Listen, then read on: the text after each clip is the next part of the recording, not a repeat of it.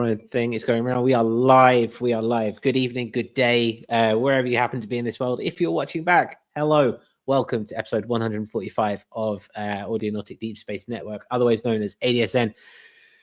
Yeah, we are here. It's been a turbulent hour. As soon as I did the promotion and getting everything sorted, we had power cuts. Oh, we had what seeming like power cuts and internet downs over in Sunwarper's world, who incidentally had the main item for this week. And that's fine. We're just going to do it in a couple of weeks. It's fine. Absolutely fine. No, we're going to be here for a bit. We're going to hang out, chatting. Eon Lake is back. Is this your first one of the year, or did you do one? It is, before? Actually, yeah. It's your first one of the year. How are you, sir? How's going on? What's going down?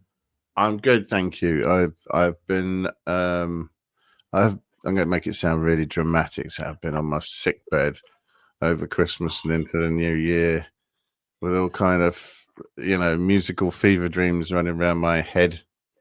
Haven't actually done any music over the Christmas period, but beginning to get busy again now, running through the lists of things that I've got to try. I came up with some interesting ideas while I was not very well, and I'm much better now, ready to come back. And Sunwarper is clearly avoiding me. I don't know what I did, but we are immensely glad that his house isn't currently burning down or anything like that, and that he's safe. And I hope the people in that region continue to be safe while we're on the subject. Wildfires, terribly scary stuff. Terribly scary stuff, indeed. Yeah, very much so. We're glad that Sunwarper is safe, very least. And yeah, hopefully everyone gets back on their feet before long. All right, okay, all right. I'm just going to have to shift here because Steve is doing his thing. Well, it sounds like... Say? He is doing his thing. He usually waits halfway through the show before sticking his bum to the camera, but he's got it in early this week. It's extra cold here in Prague, and I fed him some turkey before coming on, and now he thinks that he'll get more. You're his friend again, then. Okay, that's good. Exactly. So it sounds like obviously being bedridden and being on your deathbed, so to speak, during the Christmas period has not been good for you. But these new ideas, tell us about these new ideas. I've been listening to things about alternative tuning, and binning, not necessarily doing micro tuning on quarter tones or anything like that, but binning 440 hertz in favor of 432, which is supposed to be more pleasing to the ear. I don't know if I believe that. I mean, it's just it's a slightly, just such a minor change. I don't know how much difference it will make, but I decided I wanted to find out, so I'm going to have a go messing around with that. Sounds like a right plan. And I've got a list of things on my board here that I'm looking at, but I'm not going to give away my tricks. There's a few things on there that are very specific to bits of kit that I have, that things that I haven't done on that kit that it's supposed to be good for. So experiments, always experiments. I'm trying to keep it fresh at the moment, so trying to find new things to do, new ways to go about stuff. That's exactly what we need. That sounds awesome. And speaking of gear, we got a lot of people in the chat today. First, I'm going to start with Cresshead, just because at the top here. Hey, Cresshead. Whoa, that's a new way of doing things. Itching to hear what's coming from NAMM, just a few days away. Hi to see it. Little bro is back in the chat. Hey, little bro, who has new merchandise, which is, if you go to the Audionaut Discord, looks sick as hell. Very much so. Half God, half beast is in here. Awesome. Smiling Areas, always good to see you. There's a whole monologue from Smiling Areas, which we'll have to get to next week because it's all about the poly and synth. But we'll get to that. And Bendu, our patron and label mate, Bendu is in the chat as well. Speaking of which, did you see what happened on Error Prone Records earlier in the week? No. Oh, they've released Semiotic Ghost new little release, or it's pre-ordering right now. You can get it on cassette. Bendu side project. It's absolutely amazing. It's such good fun. Wow. Ben, you get on my nerves with everything he does is so charismatic and unique sounding. Right. I can't tie it to anything else. You can make parallels, but they don't really work, do they? You know when you're listening to Bendu or any derivative of him. Oh yeah, I'm definitely going to be checking that one out and see what he's been up to. It's never disappointing. Never is. I had a question that I wanted to ask because I was full of how much music I was going to do over Christmas, and I did absolutely none. Am I alone? Is there anyone else? Come on, help me out here, people. Did anyone else have big plans with the extra time over the festive period that just didn't happen? And maybe started January beating themselves up a little bit, or maybe feel more inspired by the break. I don't know. I'd be interested to know, though. Try and make me feel better, will you? It would be nice. I get that. Just before I respond, FCC has just joined us. Hey, FCC. Hope you're doing well, man. And in the same vein, Smiling Arrows, Eon Lake, I had plans and they did not happen. So I don't think you're alone. I don't think you're alone. But I mean, there's an interesting thing that you kind of tease up there. It's that notion that, we have time off from our day jobs or from the normal routine, whatever it is we do. And therefore, there's this expectation to be creative then, right? And to be honest, we kind of peddled that ourselves. So I'm not saying that there's any blame here, but there's this notion of the day job stops. So go be creative, turn it on, just like a light bulb, And it's incredibly unrealistic. If you are sick or you're not feeling it, or you want to just be with family, obviously those things kind of take precedence in that regard. But feeling guilty as a result is a very common emotion, especially when we have those expectations. Yeah. Because I mean, trying to find enough time. We all think, well, if I had enough time, everything would be fine. But I think a successful career in music is one way of making sure that you never have enough time. So, as we've said before, bin the excuses. Carve what time out you can. Learn to be flexible, because trying to be a professional musician, certainly in this, or producer or anything adjacent in this day and age, being flexible, I think, is the number one requirement. Those people who can sleep anywhere, you can stick them on top of a flagpole and they'd be able to have a nap, and it's kind of like that. Human cat. Yeah, I get what you mean. I don't think you're alone with that either. Cresshead saying it's been doing an album, we're getting there. 2025, less talking, more music. And as someone with a podcast and a weekly show, I could not agree more. Definitely feeling that. Exactly. You're also FCC. It's hard trying to find time to be creative when you have an album to finish mixing. Yes. It's true. It's a whole different ballgame. Are we trying to suggest that we don't enjoy mixing them? Because I like it. Am I weird like that? Am I alone? I don't think you're alone, because I love mixing. I love mixing, and I love mixing for clients as well. I love mixing for other people, but I do understand what I believe, unless I'm mistaken, this notion of like, it's not as like dopamine heavy and as kind of explorative as the initial stage of creation. It's more, it can be, and generally is more clinical and more understanding of that, if that makes sense, for want of a better phrase. Like it's not as just, hey, let's just do whatever. Yeah, I find it's the middle where things start to drag a bit. The beginning's awfully great fun, as Frequency Control Center's saying in the chat. He wants to create again.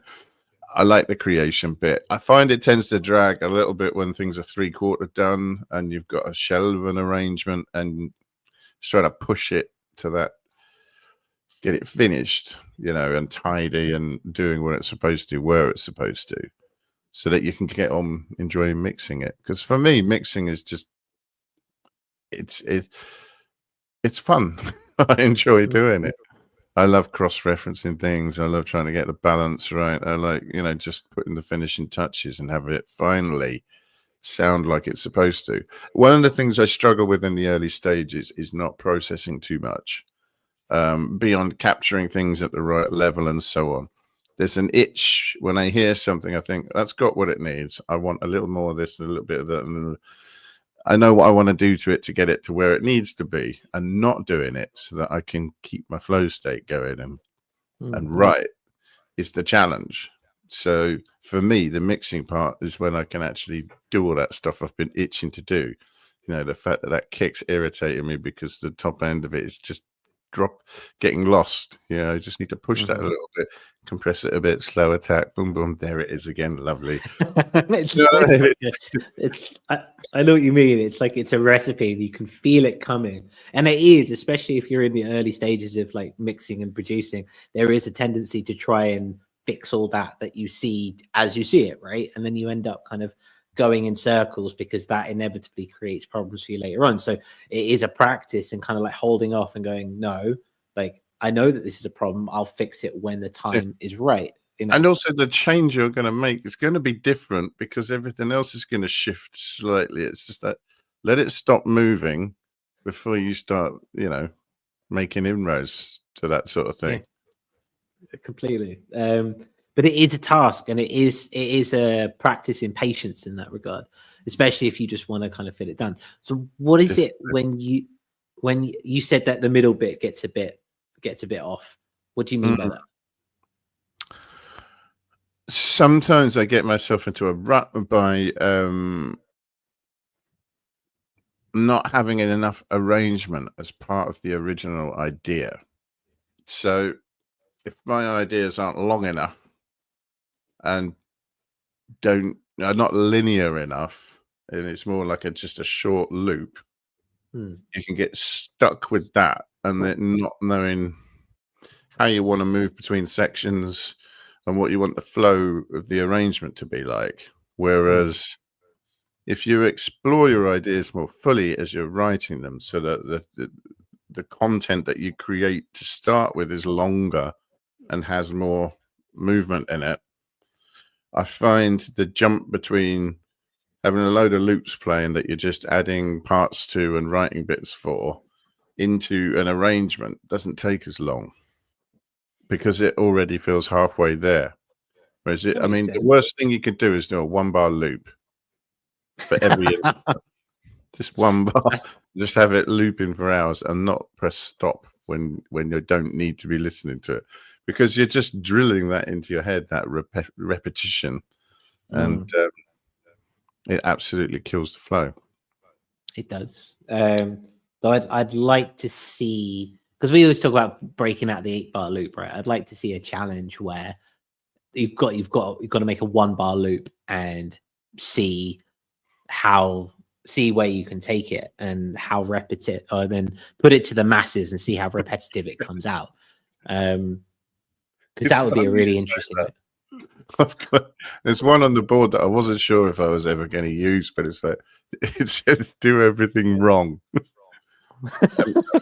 What it means is, all the bad habits that you have that you've learned not to do as part of evolving as a writer, producer, however you want to describe yourself.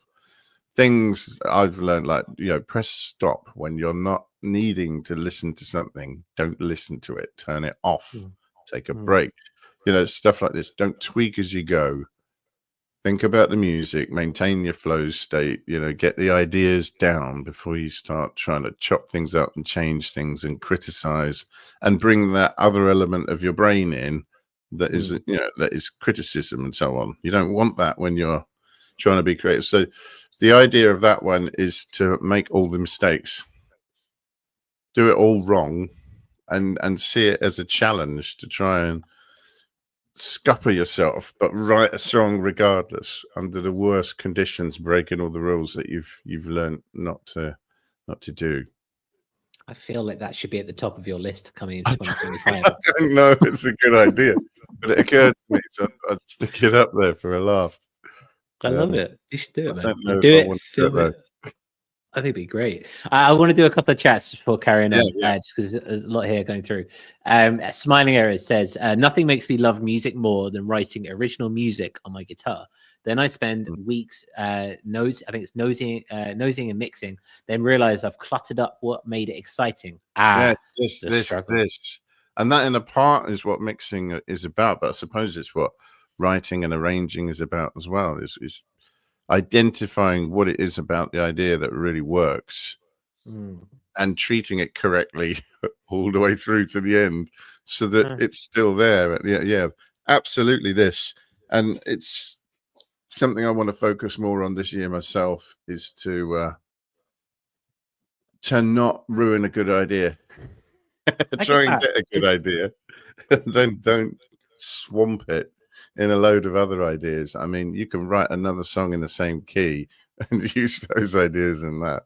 You don't have to use every idea that pops into your head. So that discipline, I hate there's this notion as well of like, okay, so say you're writing and you have a nice idea and you get connected to that idea and then you produce and go forward to the song, but that original idea is no longer serving the piece. That's a really interesting one as well. Like, don't get too attached to that original loop or that original kind of like thing that set you off, because it might not be serving. I was talking to FCC about it the other day. It's like having been ruthless with like chopping and getting rid of stuff and moving things out. It's a lovely cathartic exercise and not being too attached to your work. Yeah. I like to not have an opinion about stuff I'm working on as I'm working on it. I prefer to sort of let that value judgment happen over a period of time, because my opinions change a fair bit from day to day. It's only after a while I know whether I like something. So that's why it's all about capturing all the ideas. And I've always got a rough mix of something that I'm working on so that I can listen to it away from the studio and figure out what I like and what I don't, so that next time I just ditch anything I don't like. But you're right. And a few times I've got to a point where something's just not happening for me. And at that point, I just bounce out stems and make a plan to remix it. Remixing your own unreleased tracks, which invariably involves, as you just said, like chucking a load of stuff out. I mean, just what do I really like? What can I not live without? I'll keep that bit and just ditch the rest and start again. Imagine there's an exercise there going one step further. What can't I live without? Okay, get rid of that. That would be an interesting one. That'd be a really interesting one. That would be a bold move. It would be a bold move. Some might say self-defeating, but Steve didn't like it. But we'll have to see. Unless you replace it with an equally good idea, but well, that's what I'm trying to tell the kids, that all ideas are good in what you're doing. The FCC says, I mostly mix as I go, but when the tracks are collected into an album, I want them to work together, and Sunwarper will moan if I give him dodgy tracks to master. Fair. I don't know how he does that, though. Was he say that it's supposed to be done, or what? Maybe we should start doing a client feedback survey on the label and just see where we can improve our communication. I don't know, but it's an interesting one. I'll bring it back just because it's an interesting one. Mixing as you go, but then when the tracks are collected, you want them to work together, it's like a two-stage process, and I can vibe with that, because I think Ableton, we've spoken this before, Ableton kind of, I know not everyone uses Ableton, but hey, I do. It kind of gives you an intuition to push for that and kind of not overly produce and not overly tweak, but kind of, soften the edges of something or kind of move it around. But creating, and going one step further and creating a cohesive collection of what is essentially an album, as opposed to say 8 or 9 singles, that takes an extra effort, and that takes an extra kind of dedication to the cause. Yeah, the way I do that is just by working on a bunch of them at once. Ooh, interesting. Tell us more about that. Well, just work between them. Also, because I don't know if you've noticed, but I'm a bit of a goldfish when it comes to attention spans. I've found if I don't want to do that thing, where you just like beat a track into submission over long, painful periods of just not letting it go for a while. Now, in order to take a break, I just switch to another song and work through the points that I've got listed for that, the ideas that I need to do, or whatever the next steps are that I've written down. When I listen to it out of the studio, I'll come back in, do those things. And if it starts to not happen again, it takes a while, surprisingly, to be able to stop yourself when it starts to go a bit stale and you're just listening to it over and over. But I like to just stop there and again. And when I'm deliberately trying to move a whole album along, I'll work in at least blocks of 4 songs at a time and chop in between them as I feel it beginning to go a bit stale, not really happening anymore. I'll just save, bounce out a rough mix, move on to the next song. But it's easier to maintain a sort of uniformity of tone, or I know you like to select your sounds and so on before starting on a new project and figure out what sort of tones you're going to use for it. I don't do that as much, although I'm beginning to do it more because of that, because of you. I like the idea. But I tend to maintain that uniformity by multiplexing, creating and mixing the songs. I get that. I mean, okay. On that note, then, in that uniformity, if you're working on a project, say like Beyond Polarities, right? If you're working on that, are you exclusively working on that, or are you working on different projects as well? I will throw other projects in there as well. Yeah. Okay. For So me, you're it's not not a like wedded to distraction. just the thing. No. I mean, I think some people would say, well, that would distract me from what I'm doing. But for me, it gives me perspective to work on a bunch of different stuff and chop between them. It's only really that comparison that will tell me whether or not I'm doing too much of the same thing, or there's a fundamental difference in sound that I hadn't intended. I mean, a lot of the time I quite like the fact that different tones, different tracks can have different tonal qualities. It's kind of what I'm trying to do. So I don't worry too much when it does happen, or try not to. But yeah, for me, I only have perspective by comparing things, whereas just getting lost in something and working on it until it's finished is my worst nightmare, really, because if it doesn't want to happen, it doesn't want to happen. Sometimes you just need a different track to work on. Yeah, I agree with you. I think it's very easy that is the older age thing, isn't it? Not being able to see the wood from the trees. And when we want to get something done, or when we want to finish something we're working on, it becomes very easy just to get hyper fixated and hyper focused on those original ideas in that sense. So I got distracted. So Chris said, I'll come back to you in a sec. It's just 2 ADHD kids on air today, isn't it? Sounds like a squirrel. Yeah, man. Well, I'll tell you what. I'll digress because I've now forgotten my point, and I'll bring it up. I'm not. He says, "Yeah." Creshead says, "I'm not doing uniformity. Each song is each song. Some MPC, some on SP404, and some on the on Teenage Engineering. I'm all over the place. And that's okay to be all over the place. I think that's a perfect. But I'm the same. Deliberately, I would copy that. It sounds like a great approach. Yeah, totally. I'm damn like that. Usually, I've usually got about 4 or 5 different projects going on, depending on which device I'm working on, be it like a laptop, or if I'm here, or if I'm, I'm working just in a piece of gear or something like that. It's only been in the writing of this album where I've been like, okay, I've got a spreadsheet, and I've got all of the tracks down, and I've got all the processes that it takes to get them to be quote unquote release ready. and I'm just going and ticking. I'm working linearly, so they're all being sequenced, and they're all being they're all having been structured, then they're all being having overdubs put on top of them, then they're all being balanced, then they're all gain stage, then they're all being mixed, and then they'll have a second mix, and then they'll be mastered. That's the first time that that's ever happened, and it's killing me in doing it. I have to finish it. I have to finish it, but I probably won't be doing it again. Rigidity of process. I mean, you said gain staging. I mean, wow. Oh, it's just I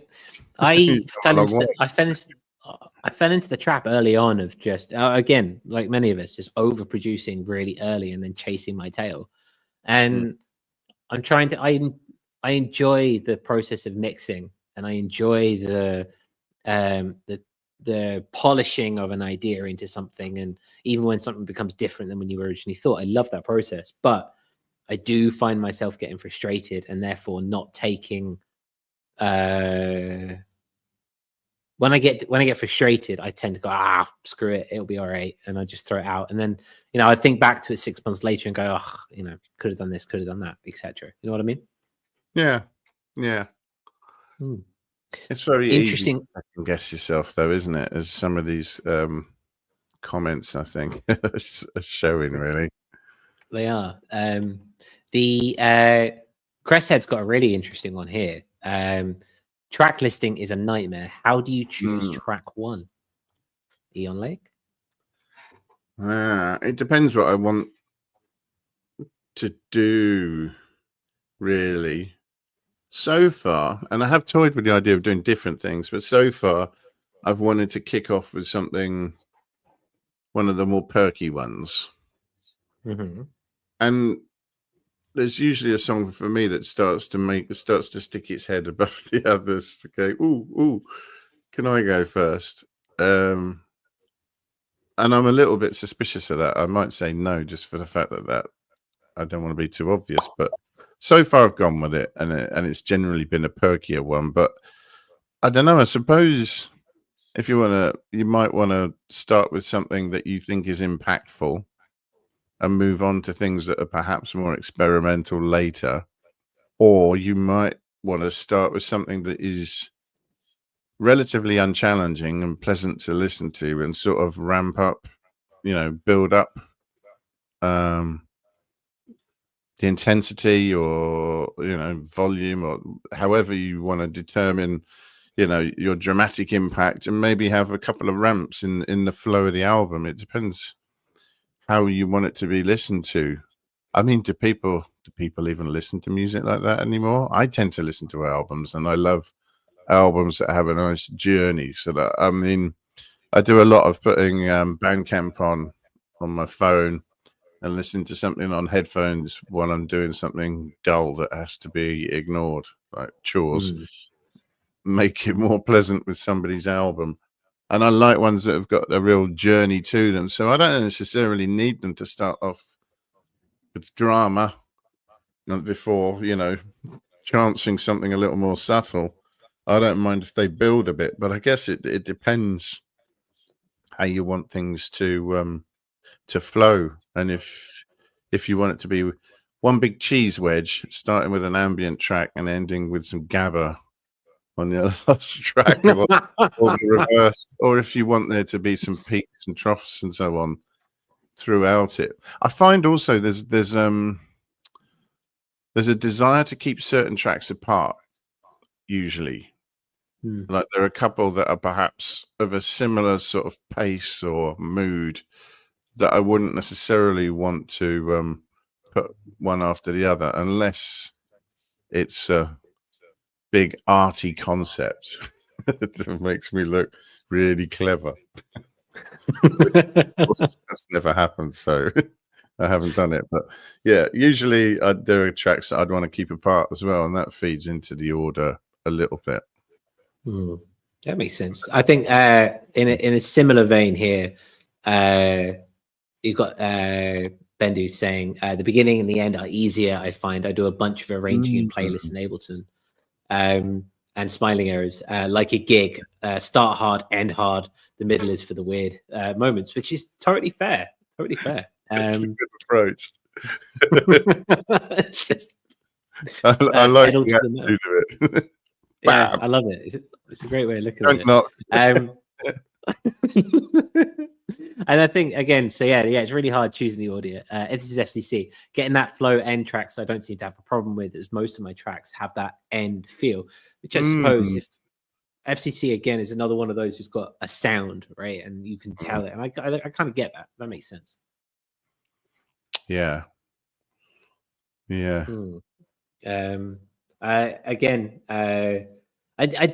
think you've hit the right idea here. There are tracks that you want to keep apart, and there are definitely tracks that you want to flow into each other. I don't know if that speaks for everyone, but I find that I know that I'm writing a track, and then I know what the next thing would be, and that kind of flows into that. Excuse me. The starting the album though,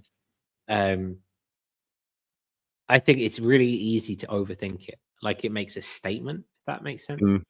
Yeah. And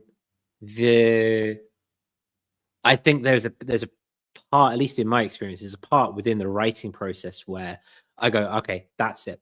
Like when I wrote Descent on Marooned, it's got the big powerful drums, and it's got that it's got a sample of an alien saying welcome, essentially, welcome to the party, and that just kind of boom goes through straight away in that sense.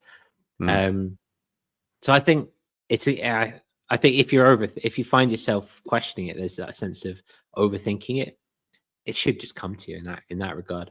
Put it on ice for a few days. You know what I mean? Yeah, I think that's a good idea. You don't have to come to these things straight away. You want to mull it over a little bit, I think.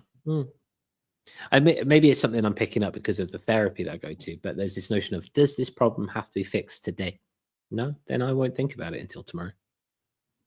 Yeah, and I think a lot of this kind of answers don't necessarily all come at once. So sometimes you start to think, well, I know what I want to go first.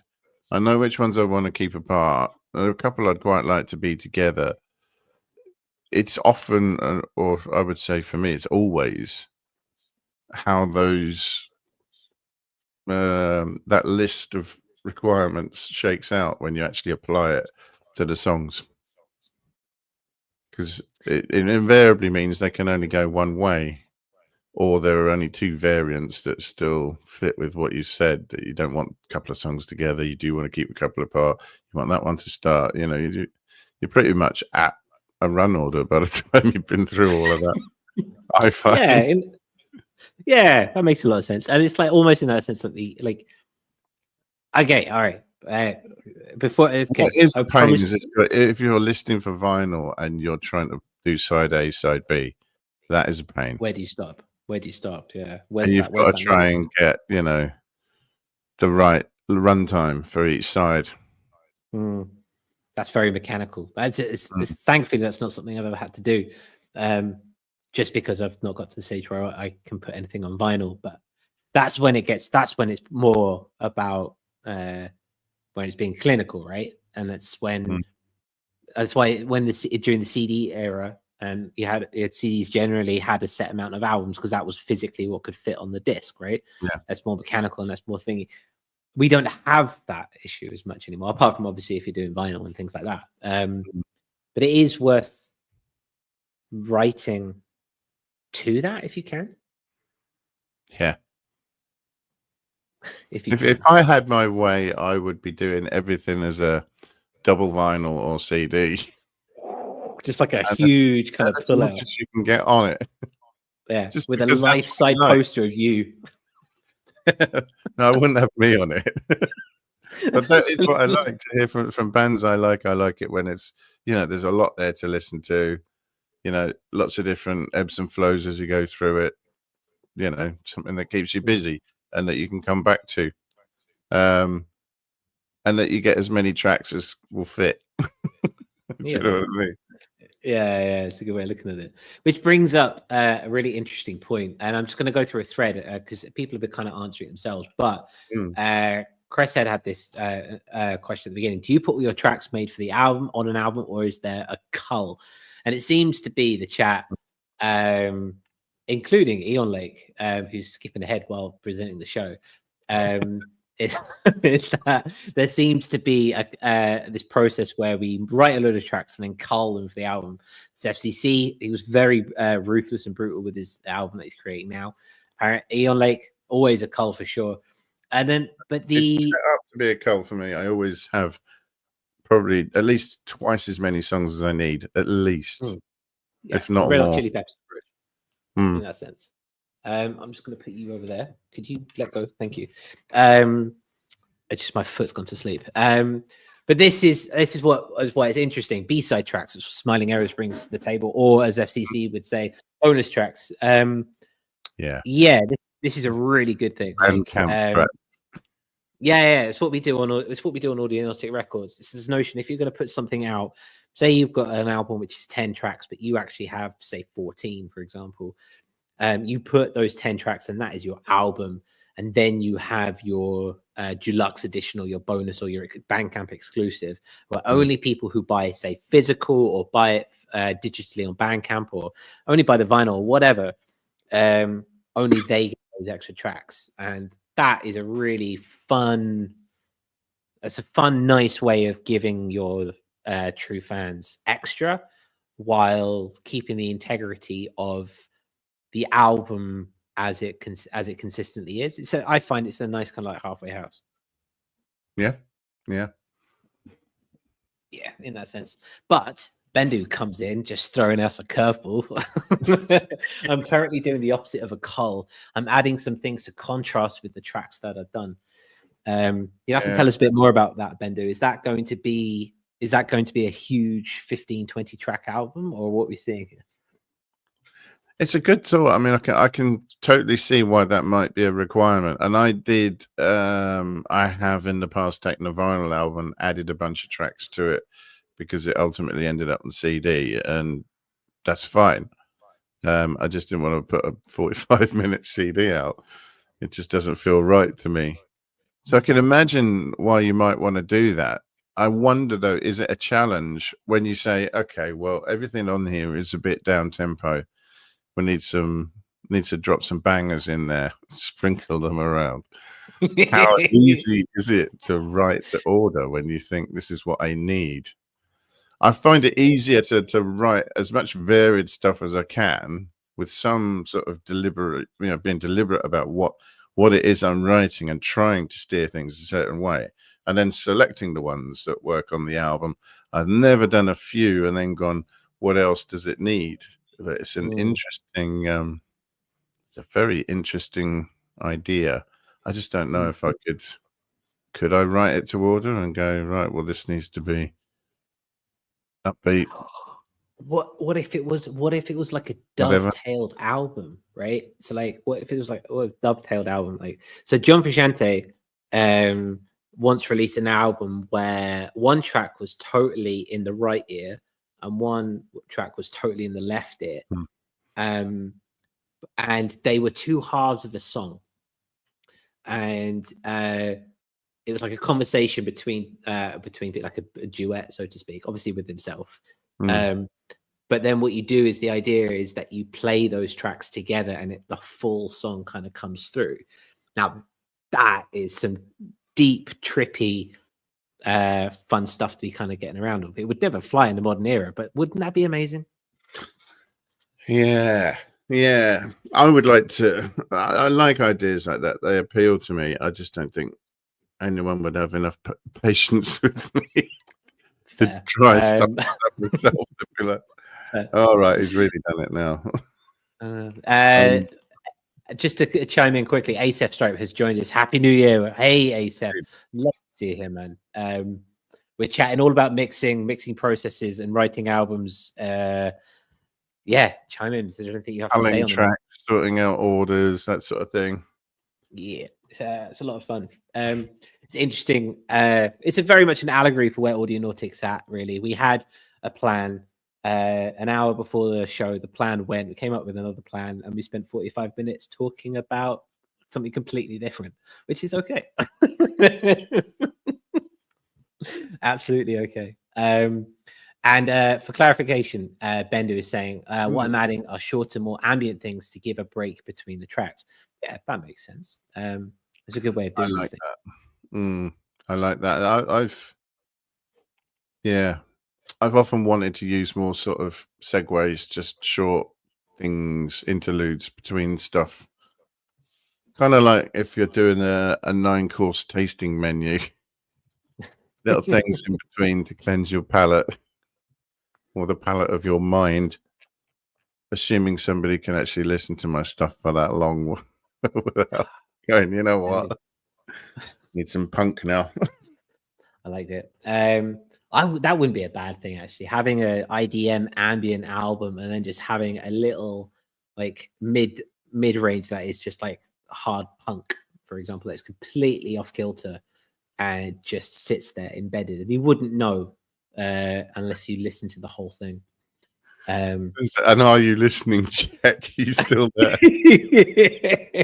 It's like Netflix. Are you still watching? Yeah. That could be a lot of fun. Power off. Very much so. There's 2 tracks for the next album sorted. Track titles. We'll have to give it a whirl. So yeah, I will keep going for now. Queens of there you go. I have to. Queens of the Stone Age radio interludes. Always a good thing. Yeah. So yeah, this show is brought to us all thanks to our patrons, and there's a lot of you here today. ASF Stripe, we've got FCC in there, we've got Bendu in here today. So thank you. We don't have adverts, we don't do sponsors or anything like that. This is completely independent. And as we continue to grow and as we continue to be here each week, we can do so because of the loving, beautiful, generosity or patronage from our patrons. So yeah, if you like what you're listening to or hearing or watching, you might want to consider heading over to patreon.com/audionautic. Pledges start as little as $2 per month, and that just helps us keep the lights on. Obviously your presence and the fact that you're in the chat each week is wonderful and amazing, and we couldn't ask for more, but we are asking for more if that is something that you wanted to do. It is thanks to our patrons that we can do all these extra stuff. We can have these overheads like StreamYard where we can bring up your comments and interact with them in real time. Our patrons also, we do our monthly hangout, which we are restarting this Sunday 19th. Yeah, it will be this Sunday. We got our first Star Stream hangout of the month. This will be at 7 p.m. UTC and 11 a.m. Pacific, same time as this show, but on a Sunday. And this is just a patron hangout. We'll sit, we'll chat, we'll nerd out. Some patrons who can't make the show on a Wednesday just come and say hi. I think Hydro Fighter is one of those, for example. Can't wait to show him my new task cam. And and it's an opportunity to suggest things for ADSN, among other things as well. It's an opportunity to discuss the community competitions and things like that we do as well. I bounce ideas around and just hang out generally. It is, yeah. You get a bit ahead of the game as well. For example, we are going to, or Sunwarper is going to NAMM next week. NAMM 2025 has come to town. That is everyone's favorite synth nerdy time of the year. And we've been talking to the patrons about it, but we bring it to you now. That if there's anything in particular that you want to see, head across to our Discord, put it in the chat so we can keep an eye on it. And we'll try and get some kind of experience or some kind of exposure to the things that you're interested in. The link to the Discord is in the description, I believe. I put it in there. I did, and if I didn't, I'll put it in the chat. It is there. That's all good. Anything you're looking forward to for NAMM, Eon Lake? No, nothing at all. Because I'm on a break from buying stuff. I kind of don't want to know, but Sunwarper's going to tell me anyway. So I'm going to have to actually have some of that stuff they call, what is it, discipline, self-restraint, that stuff that I don't have buckets of. I'm going to have to get some of that.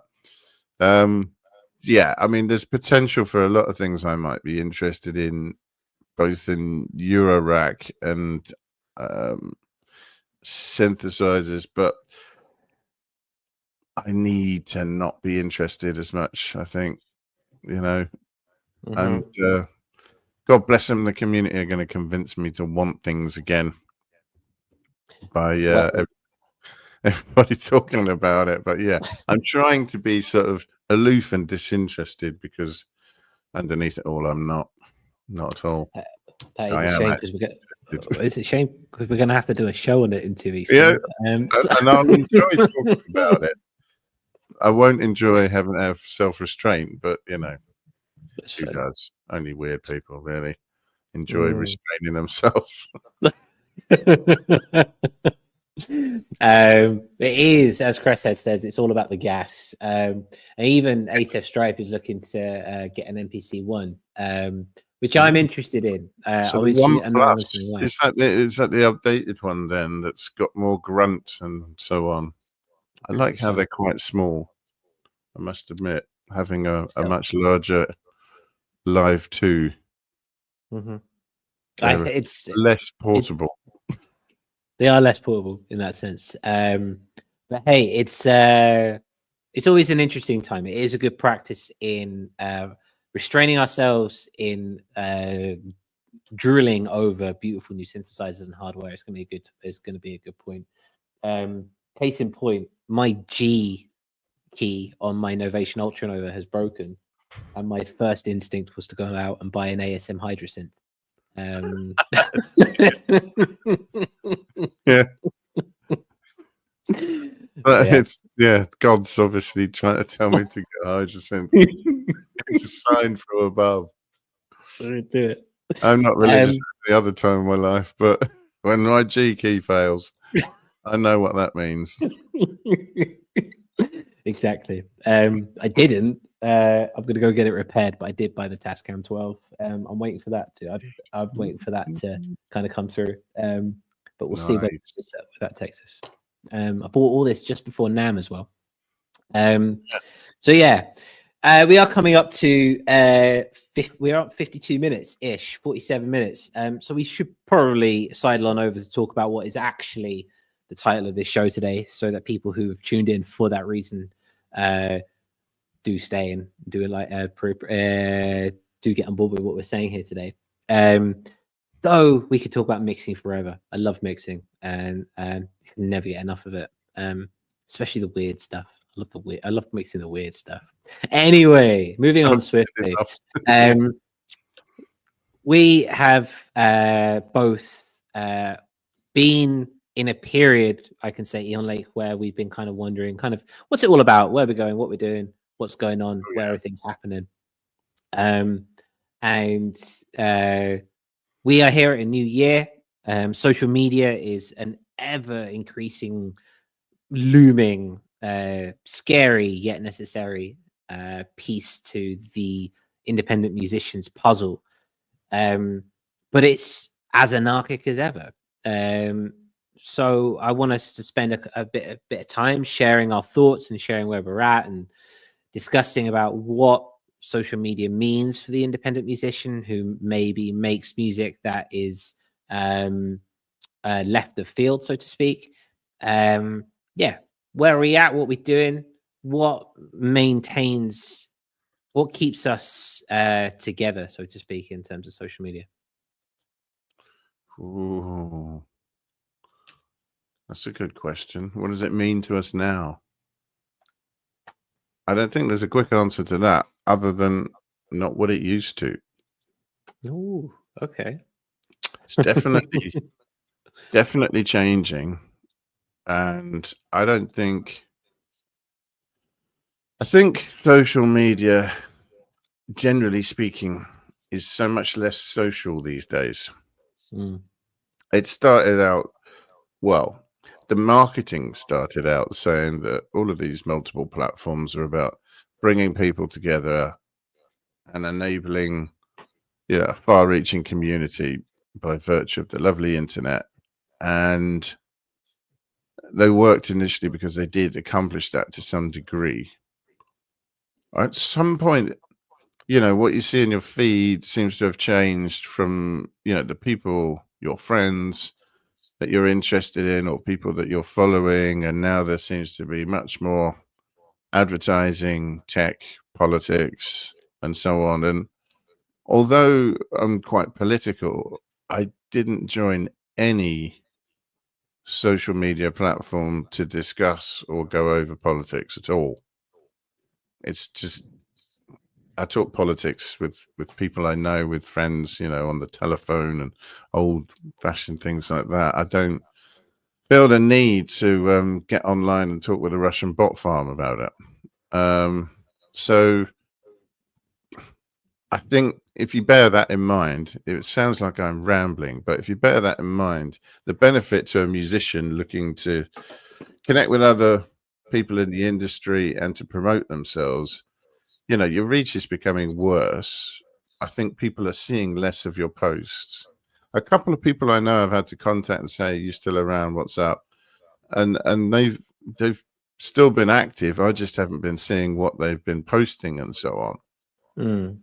But I have seen people I don't follow offering very dodgy political misinformation. So, I mean, I think the use for musicians been a little bit undermined by, business and money and influence taking over from any desire to sort of connect people who have common interests and things like that. It's more about arguing about the differences in our common interests than anything else. So I don't know. A lot of people I know have taken a bit of a back step.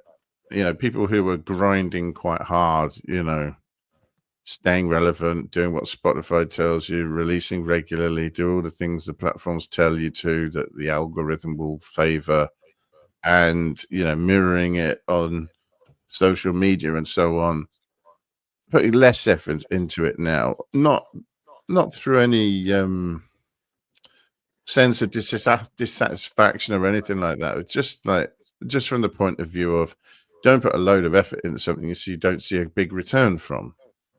It doesn't make sense to spend a lot of time doing that because it's not accomplishing anything. There are better ways to spend your time if that's what your interests are, if you're trying to promote yourself and so on. So I don't know. Personally, I feel social media is in a bit of a funny state at the moment, and I think I kind of feel the next wave is due now, and that the existing platforms are a little stale, not as useful as they used to be, but still useful tools if you want to do your homework and use them properly, and conduct campaigns correctly and things like that. But yeah, I think it's fair to say that there's a heyday that has passed now as well, and that there's probably going to be something else that comes along. And as musicians and producers and artistic people, or again, however you describe yourself, we've got to have one eye on the horizon all the time because it changes so quickly. It really does. I think ASAP Strike puts it perfectly. He says, "I think social media has beaten us down." It's a very good way of putting it. I think we're all just a bit like, ugh. I wish I could disagree.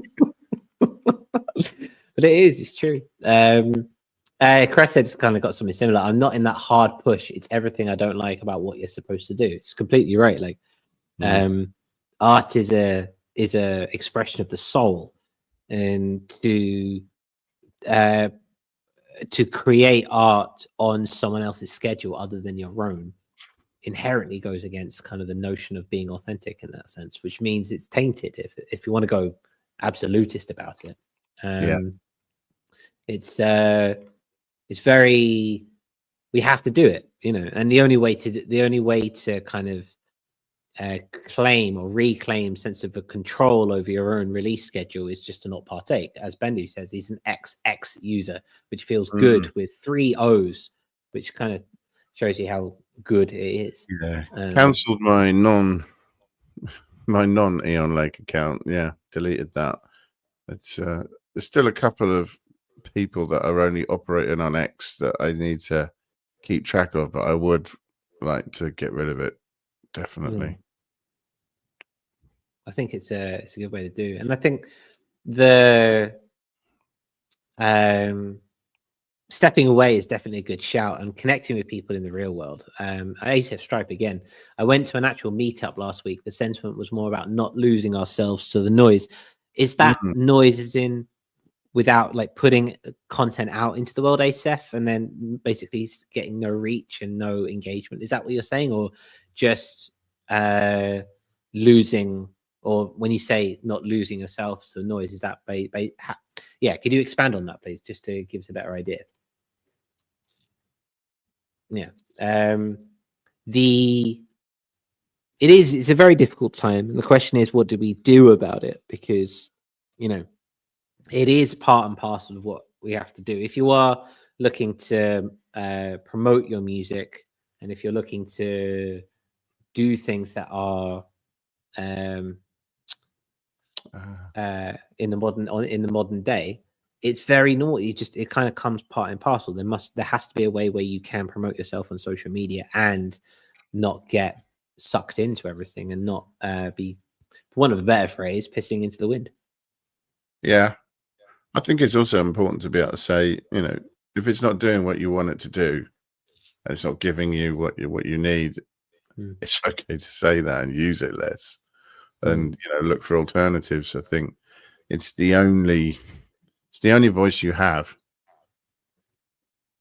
Yeah, it's true. It's true. And just to bring back to what Ace said, political noise, which makes sense. Yeah. So that breeds an interesting thing as well. Like, as artists, there's almost this expectation that you have to take a stance on something when something goes down, that you have to have opinions about something. You almost become a public figurehead, right? And there's a lot of things going on in the world right now, which I have a lot of opinions over. But I mean, that doesn't mean I necessarily want to talk about it. Yeah, exactly. It's strange, isn't it? Yeah. The concept of having a deeply, firmly held opinion that you don't want to talk about particularly. Yeah. It's got nothing to do with it. It's like, I just want to be not why I'm here. Yeah, right. This is a place for art. This is a place for expression. This is a place for vulnerability and a place to be honest. And also, who am I to say anything about anything? Like, I am a shaven monkey from the planet Brudonia. Like, what do I know about anything? Why does my opinion matter? Like, gotta keep it to myself. Yeah, and I'd rather change people's opinions about which sampler to buy. That's the most valuable thing right there. But okay, so let's come back to it. As we're getting on for 3 minutes past the hour, there are things that we are lamenting about the past, but we are still here. There are new things coming through. There is Blue Sky.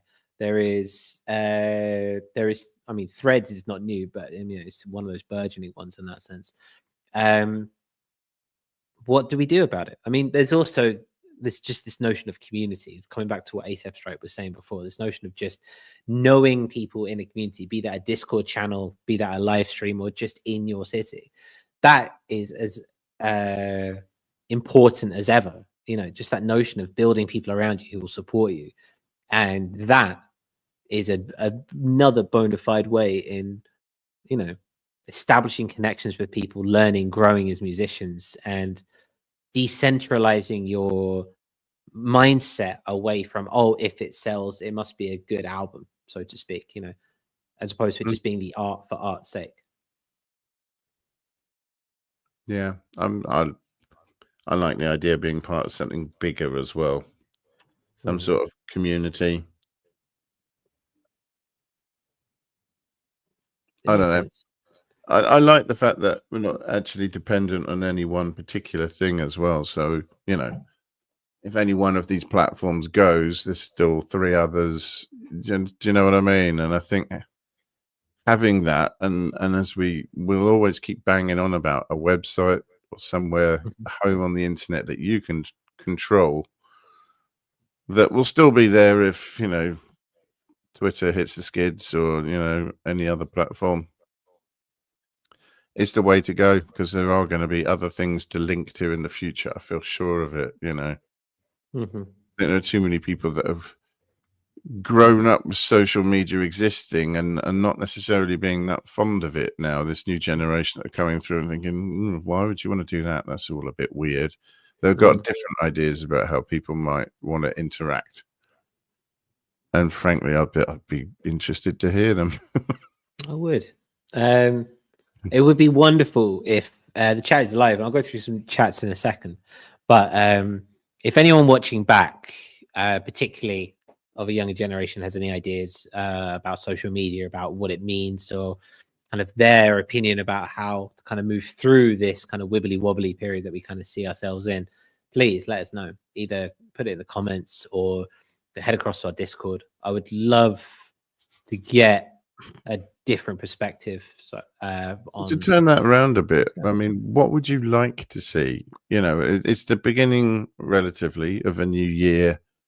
Things are going to change a lot this year. What would you like to see? Personally, I'd like to see less reliance on centrally controlled platforms, people forming their own communities and interacting that way more, and us being able to take what we do in our community onto a live stage a bit more gigs, more real world representation of what we've got going on behind the scenes. That's what I'd like to see more of.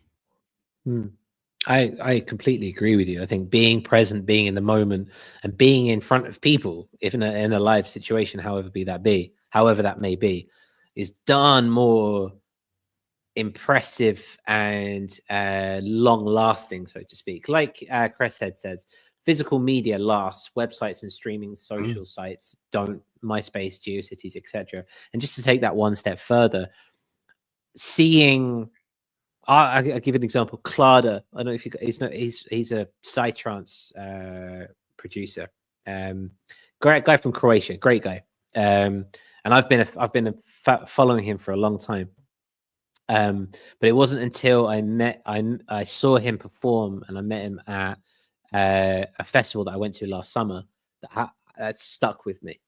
Right, it's like the posts he makes on social media and who he is on social media is one thing, but then you meet the person, you just fall in love with their music all over again. And it's for me, it was a really important moment in going, you know what, that will never be replaced. You can be on Blue Sky, you can be on YouTube, you can be wherever, but it's never going to replace seeing something in the flesh and interacting with something in the real flesh to keep you engaged with that art,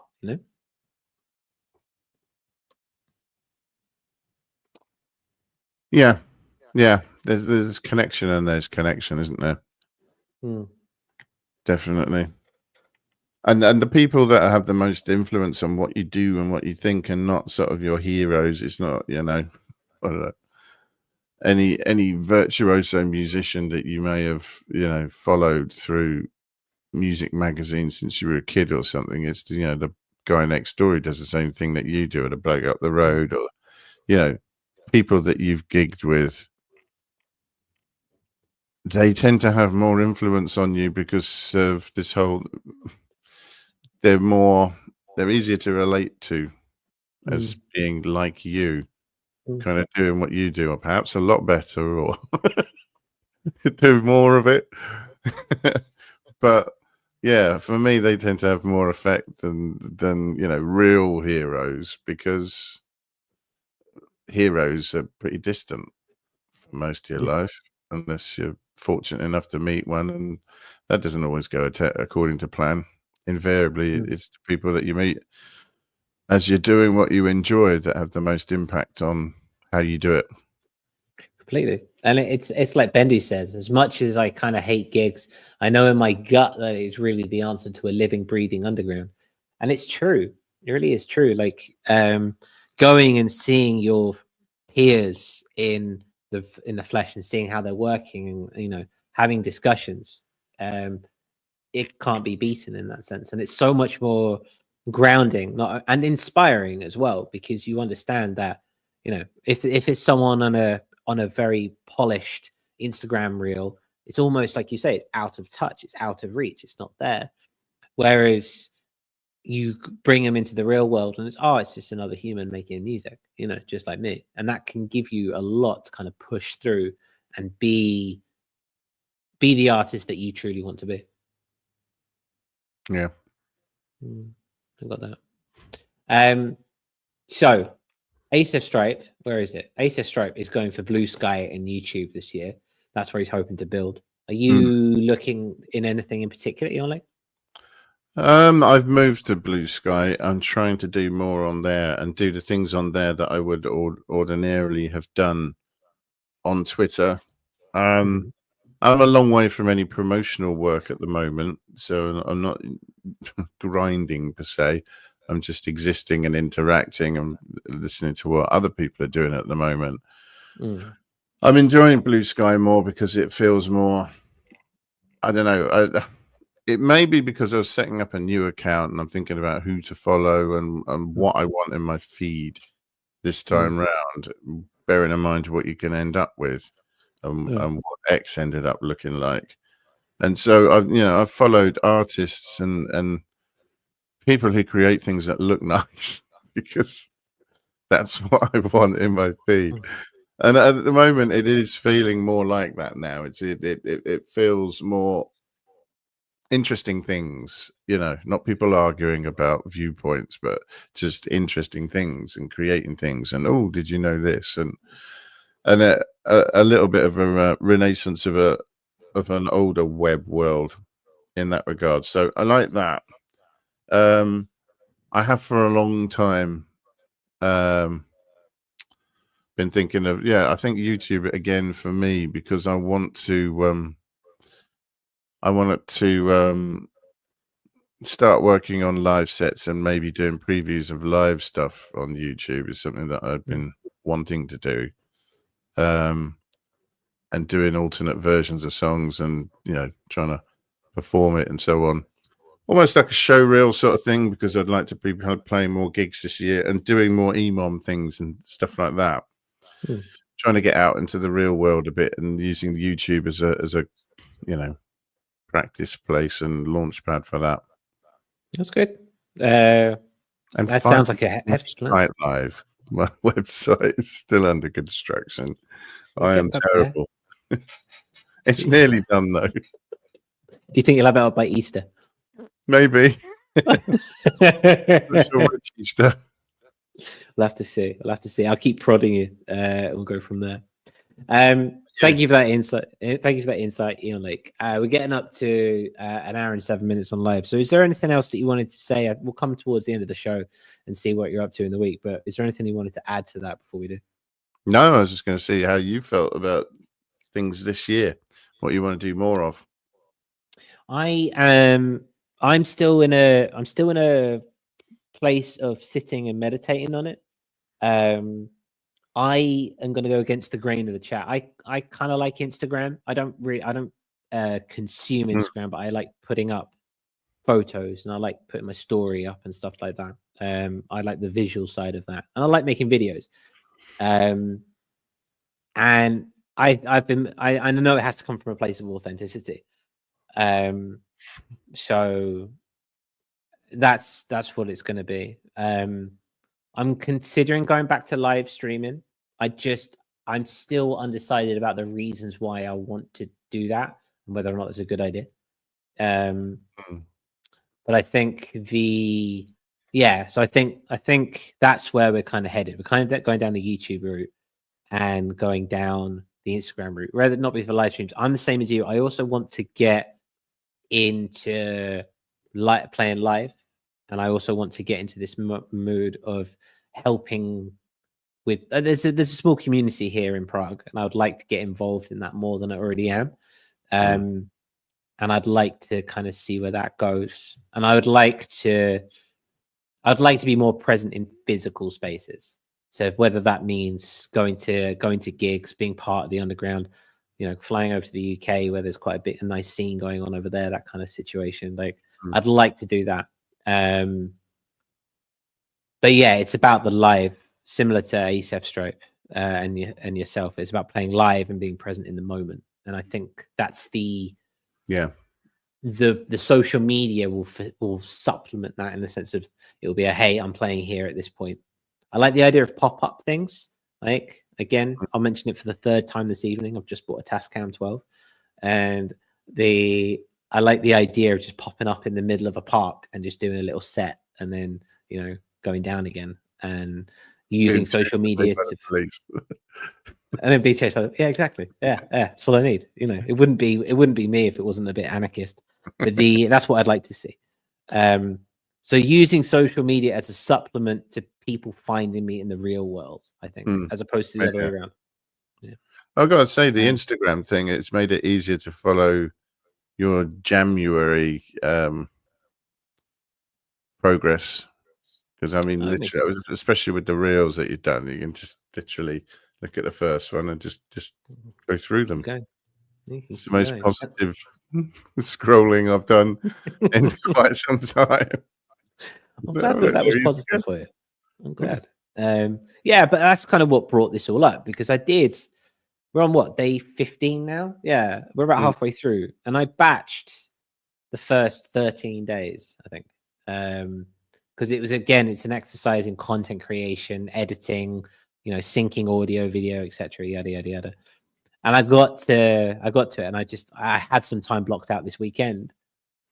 And then you popped up and said, "Do you want to have a call?" And I was like, "I don't want to make content today. I'm just going to talk to Audionaut for a couple of hours." And it's and like, it's like, I don't want to do that content creation. So I know that, thanks to January. But I am enjoying January because I think it's a great community. Over at Petite Victory Collective, they're a fantastic lot over there as well. You know, much like the Audionauts here, and you know, they're always doing something. It seems like Copenhagen and Zurich have really cool scenes, and I think once exploring here in Prague, I'd like to venture out and see what's going on over there, because it seems like they've got a lot going on for themselves. Yeah. We'll have to see. So again, if anyone has wants to share their thoughts about the social media and their plans for the year, please let us know. We'd love to hear what you have in store, because, you know, it gives everyone an inspiration, an idea of where to go next. But on that note, Eon Lake, as we draw towards the end of the show, what are you up to this week, brother?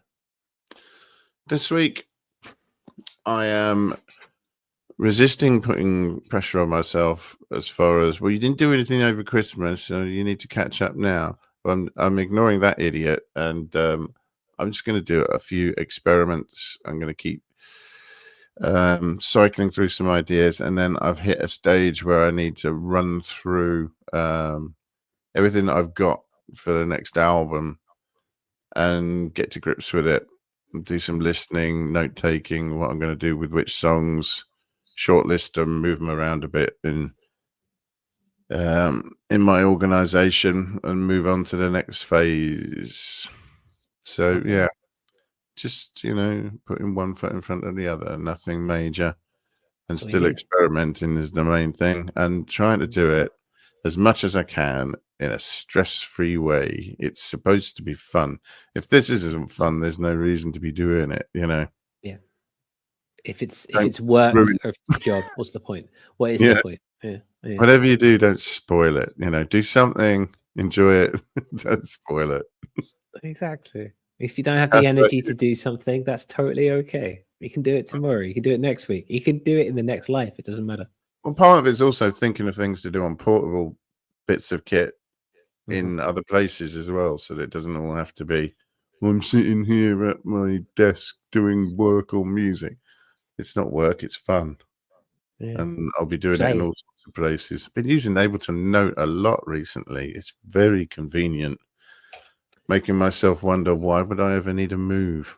Glad Mike's not here to hear me say that. Speaking of no, is it only with Ableton 12? I think it probably is.